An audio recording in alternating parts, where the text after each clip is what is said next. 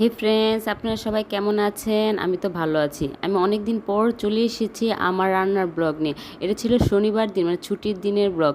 এই যে এটা আমি কেটে রেখেছি ঝিঙ্গে, কালকে আমি রান্না করব। আমার হাজব্যান্ডকে সকালে উঠে ভাত দিতে হয়, এই জন্য এখানে আমি বেগুন ভাজি করছি।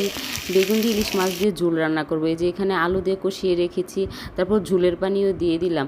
যে কি গরম রান্না করা, কী যে কষ্ট হয়। এই যে এখানে রুই মাছ ইলিশ মাছ দুটোটাই আমি হলুদ আর লবণ মেখে রেখেছি, ভাজবো। ভেজে তারপরে মাছের ঝুলে দিব ইলিশ মাছগুলো, আর রুই মাছগুলো আমি রেখে দিব কালকে রান্না করার জন্য ঝিঙ্গার সাথে আর কি। ঝিঙ্গা দিয়ে আলু দিয়ে ঝুল দিয়ে রান্না করবো আর কি।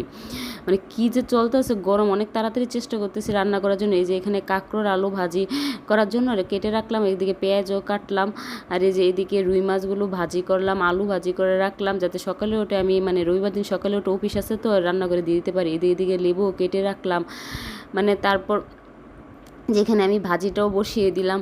মানে খুবই তাড়াহুড়া করতেছে এখানে দেখা যাইতেছে, বাট রান্না করতে করতে 3টাও বেজে গেছে। মানে এমন গরম, মানে আমি কি অনেক তাড়াহুড়া করতেছিলাম যাতে রান্না করে ভিড় হয়ে যেতে পারি রান্নাঘর থেকে। মানে গরমে আমার অবস্থা খুবই খারাপ। এই যে এখানে ঝুলো রান্না হয়ে গেছে, ইলিশ মাছ দিয়ে আলু দিয়ে বেগুন দিয়ে ঝোল রান্না করেছে। আমার ছেলে খেতে চাইছিল। যে এখানে শসা কেটে রাখছি, সালাদ বানাবো। তারপরে যে এখানে বাজার থেকে সবজি নিয়ে আসছে, কাঁকরোল, শসা, লাউ, তারপরে হচ্ছে লেবু, ঝিঙ্গে। মানে এখন তো সবজির দাম আর স্বর্ণের দাম একই রকম হয়ে গেছে। প্রত্যেকটা জিনিসে কী পরিমাণ দাম যে বাড়লো, কী যে অবস্থা। এই যে এদিকে ভাজিও হয়ে গেছে প্রায়। তারপর এদিকে আমার আবার কালকে রাইস কুকারটা নষ্ট হয়ে গেছে, অর্ধেক ভাত হয়েছে, তারপর অর্ধেকের সময় নষ্ট হয়ে গেছে। তারপর আমি এটা চুলায় রান্না করছি, যদিও আমার সিলিন্ডার গ্যাস। এই যে এখানে প্রায় 3:30 তখন খেতে বসছে। কাঁকরোল আলু ভাজি, এদিকে সালাদ, এদিকে ইলিশ মাছ দিয়ে বেগুন দিয়ে ঝোল।